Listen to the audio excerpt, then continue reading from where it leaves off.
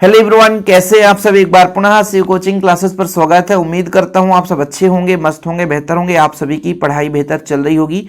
बच्चों, आज हम बात करने वाले हैं हिंदी में छात्र जीवन में अनुशासन पर निबंध, या ऐसा क्वेश्चन आएगा विद्यार्थी जीवन में अनुशासन का महत्व, या विद्यार्थी और अनुशासन। मतलब अनुशासन शब्द आपको देखने को मिल जाए तो इस निबंध को आप बढ़िया लिख देना। बच्चों 4 नंबर में आता है, इसका मतलब नहीं कि 4 पेज आप लिखते जाओ। अधिकतम आपको 2 पेज लिखना और 2 पेज में कंप्लीट करना है। बच्चों आधे पेज तो आपको कैसे भरना मैं आपको बताऊंगा। देखिए बच्चों, जैसे आपका मान लीजिए प्रश्न क्रमांक 23 में रहता है, तो यहां पर आप लोगों को लिखना है सबसे पहले उत्तर क्रमांक 23। सिस्टमेटिक में आपको बताता हूं, उत्तर क्रमांक 23 बच्चों। तो ये हो गया आपका उत्तर क्रमांक 23। ये सबसे ऊपर फ्रंट पेज में इस तरीके से लिख देना है। ठीक बच्चों, इसके बाद हम पेज पे ही अलग समझा रहे हैं, तो हम लिखने जा रहे हैं निबंध। तो यहां पर आप काले पेन से डालो निबंध। निबंध किसकी लिखने जा रहे हैं बच्चों? तो यहां पर आपको लिखना है नीले पेन से छात्र जीवन में अनुशासन। किसके बारे में लिखने जा रहे हो? छात्र जीवन में अनुशासन। ये हम निबंध लिखने जा रहे हैं, इसलिए आपको ऐसे लिखना है बच्चों। ठीक है, ये आपका पहला स्टेप होता है। देखो नंबर आपको ऐसा नहीं कि आप बढ़िया लिखोगे तभी मिलेगा, सिस्टमेटिक होना चाहिए। अब बच्चों इसमें आपको रूपरेखा बनाना ही पड़ेगा। तो रूपरेखा के लिए आपको हेडिंग लगाना यहाँ पे रूपरेखा। क्या बच्चों? रूपरेखा।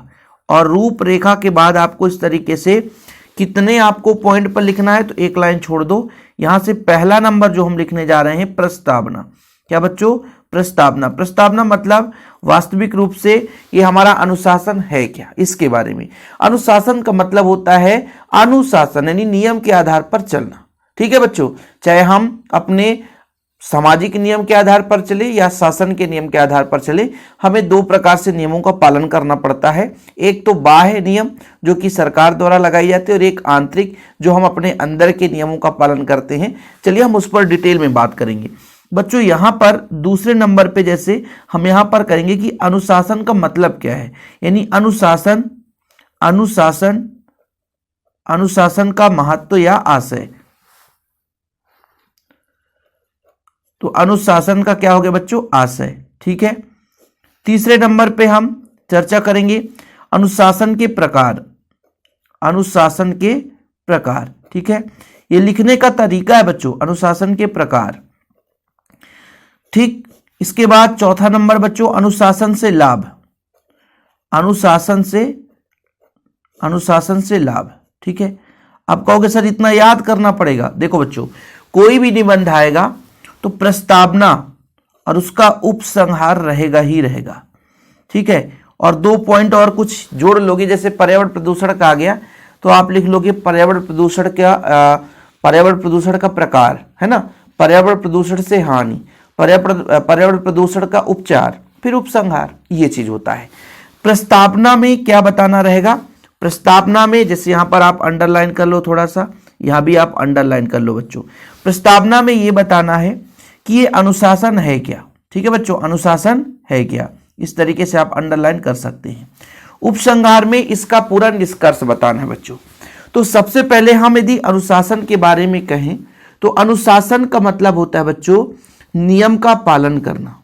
ठीक है, नियम का क्या होना? पालन करना, ये अनुशासन है। लेकिन विद्यार्थी जीवन में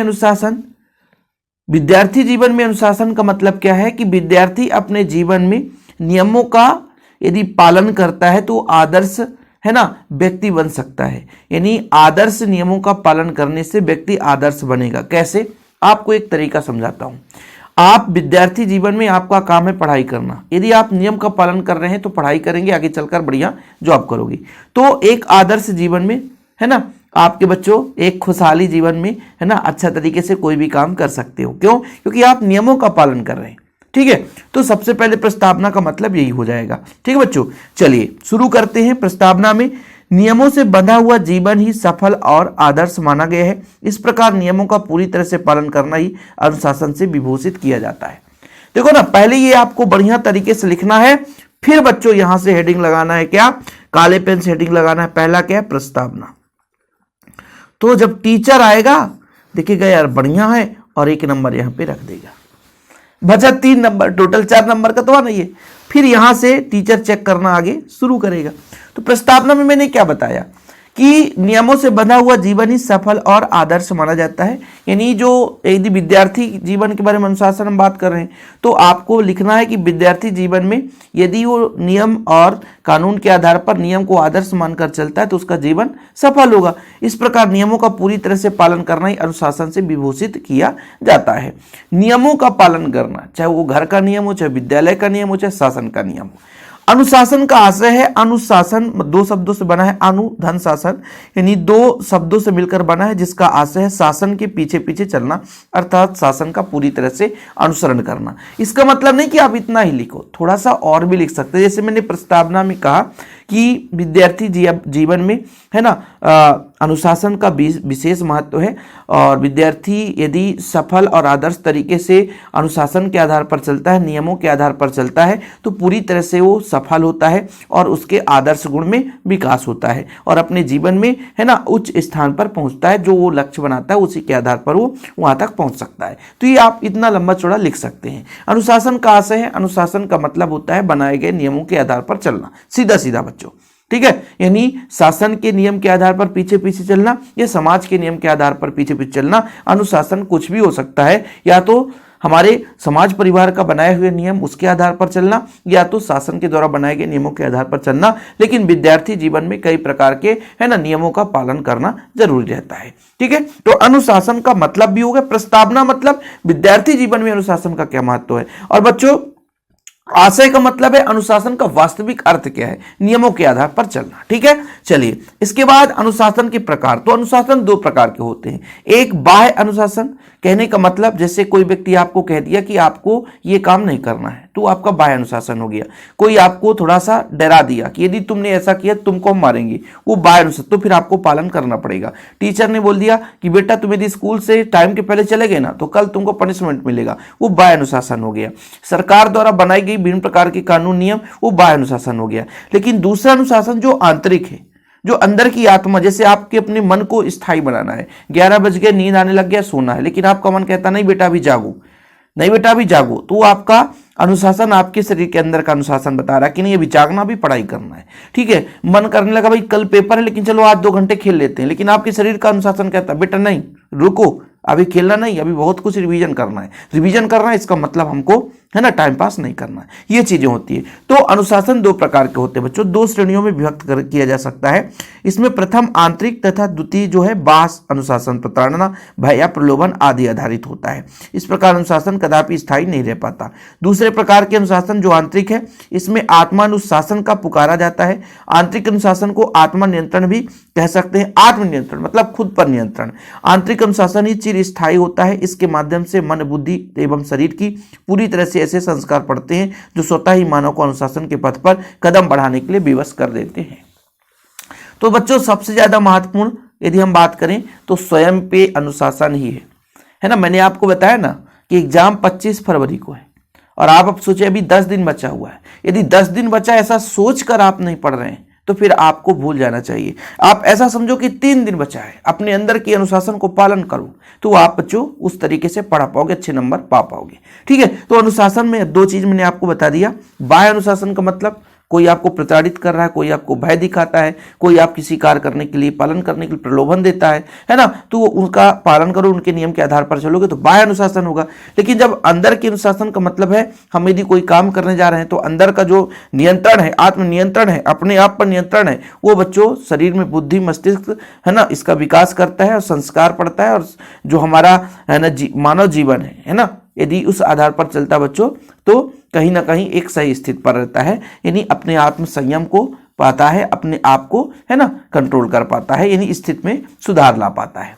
इसके बाद बच्चों जैसा हमने पॉइंट 4था पॉइंट रखा था अनुशासन से लाभ, है ना, तो ये नंबरिंग कर लेना। अनुशासन से लाभ, अनुशासन से क्या लाभ हो सकता है। देखो देश एवं समाज की प्रगति होगी यदि आप सही नियम कानून पर चलोगे।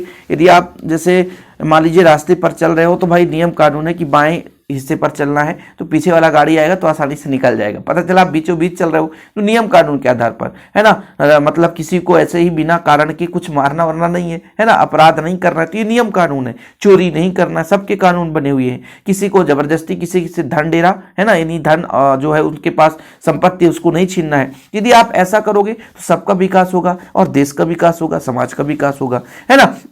तो देश एवं समाज की प्रगति, समृद्धि एवं खुशहाली में अनुशासन का महत्वपूर्ण योगदान है। विद्यार्थी जीवन में अनुशासन का महत्वपूर्ण स्थान है। विद्यार्थी अनुशासन में आदर्श संस्कार ग्रहण करता है और ये इसकी सफलता की पूंजी है। अनुशासन का पालन करते हुए सैनिक देश की रक्षा करते हैं। कर्मचारी, है ना, एवं अधिकारीगण अपने उत्तरदायित्व को भली प्रकार से निर्वहन करते हैं। इस प्रकार जीवन के हर एक क्षेत्र में अनुशासन का विशेष महत्व है। मतलब अनुशासन से हमारे देश का भी विकास, किसी व्यक्ति का विकास, है ना, किसी वर्ग का विकास, यानी पूरे संसार का भी विकास हो सकता है। सामाजिक समृद्धि, खुशहाली आती है। यानी इसमें विद्यार्थी जीवन में अनुशासन का तो विशेष महत्व है। यदि अनुशासन के आधार पर चलता है तो सही पढ़ाई करता है, सही पढ़ाई करता है, अपने निश्चित समय में अपने ऊंचे स्थान पर पहुंचता है। ऐसे हमारे देश में सेनाओं के द्वारा एक नियम पालन करते हुए अपने देश की रक्षा करते हैं। जो हमारे विद्यालय के टीचर है, शिक्षक है, वो भी अनुशासन का पालन करते हैं। जो पदाधिकारीगण है वो भी अपने उत्तरदायित्व का पालन करते हैं अनुशासन के आधार पर। तो ये अनुशासन के लाभ है कि यदि अनुशासन है तो सब सही समय से कार्य होता है। यदि अनुशासन नहीं होता तो कार्य जो है बच्चों तितिर बितिर हो जाती। तो 4 पॉइंट हो गया। इसके बाद आपका बचता है क्या? उपसंहार। उपसंहार का मतलब है निष्कर्ष। उपसंहार का मतलब निष्कर्ष। अनुशासित व्यक्ति सभी का विश्वास पात्र होता है। वह दुरूह कार्यों को आसानी से संपन्न करने में सक्षम होता है। भारत का प्राचीन इतिहास इस प्रकार बात का साक्षी है कि अनुशासन के पथ पर चलने के फलस्वरूप ही भारत ने विश्व में यश और गौरव प्राप्त किया है। मतलब एक निष्कर्ष लिखना है बच्चों। अब आपसे याद नहीं है, अब अनुशासन का लिखना है।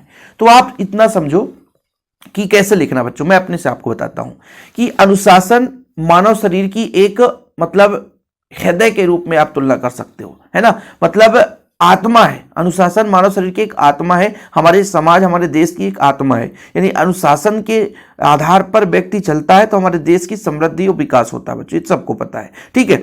जैसे कि प्राचीन समय से भी हमारे देश में अनुशासन के आधार पर अपने विश्व में परचम लहराया है। यानी हमारा जो देश है जैसे लोकतांत्रिक देश है, कहीं भी मतलब गलत काम नहीं होता है। इसका मतलब यह कि नियम और कानून से चलता है, जिसके फलस्वरूप देश में यश और गौरव मिला है। प्राचीन समय से भी हमारे देश की अनुशासन की, है ना, विशेष अहम भूमिका रही है और आज भी हमारे देश में अनुशासन कायम है। इसी तरीके से विद्यार्थी जीवन में अनुशासन बहुत ही विश्वास पात्र रहा है। यदि विद्यार्थी अनुशासन के आधार पर चल रहा है तो हमारे देश की समृद्धि विकास में सहयोग कर रहा है। ये आपका उपसंहार है। आप अपने भाषा में लिखोगे फिर भी नंबर मिलेगा। देखो बच्चों, निबंध का मतलब साफ रहता है विद्यार्थी अपने कौशल के विकास के आधार पर कैसे लिख पा रहा है, ठीक है। अब उपसंहार ये नहीं लिखा ना, हम जितने बार बताएंगे उतने बार अलग बताएंगे, वो सेम नहीं बताएंगे क्योंकि हम अपने माइंड का प्रयोग करेंगे, है ना। जैसे उपसंहार का लिखोगे, अब आपको अपने भाषा में लिखना। फिर से मैं बोलूं तो सीधा सीधा बोलोगे कि विद्यार्थी जीवन में अनुशासन एक महत्वपूर्ण भूमिका रही है। यदि अनुशासन के आधार पर चलता हो व्यक्ति अपने देश के, अपने समाज का विकास करता है। ऐसे हमारे भारत देश में भी अनुशासन का विशेष महत्वपूर्ण योगदान है ना। प्राचीन समय से ही भारत में अनुशासन की परंपरा चली आ रही है और आज भी अनुशासन की परंपरा के आधार पर विश्व में इसका स्थान बना हुआ है ना, यश और गौरव को प्राप्त किया हुआ है। बताओ, तो ये आप अपने भाषा में जितने बार इसे पढ़ोगे उतने तरीके से आप, है ना, इसको लिख पाओगे। तो इसे जरूर तैयार कर लेना बच्चों अनुशासन का। और ऐसे ही हम इंटरनेट का करा देंगे, पर्यावरण प्रदूषण का, खेल के महत्व का, तो 3-4 आपको करा देंगे। तो आप लोग यदि आप 1 से 2 बार पढ़ भी लेंगे बच्चों तो आपसे वो बनेगा हमेशा के लिए। ओके, वीडियो पसंद आए तो लाइक करके शेयर जरूर करिएगा और चैनल पे पहली बार है चैनल को सब्सक्राइब कर लेना। और हिंदी का नोट्स नहीं लिए बच्चों तो कॉन्टैक्ट नंबर मैं हमेशा पर्सनल नंबर देता हूं, है ना। यदि एमपी बोर्ड से हो, क्लास 12 हिंदी का नोट्स चाहिए तो कॉन्टैक्ट नंबर है 96 85 29 91 49। ओके बच्चों, जय हिंद, वंदे मातरम।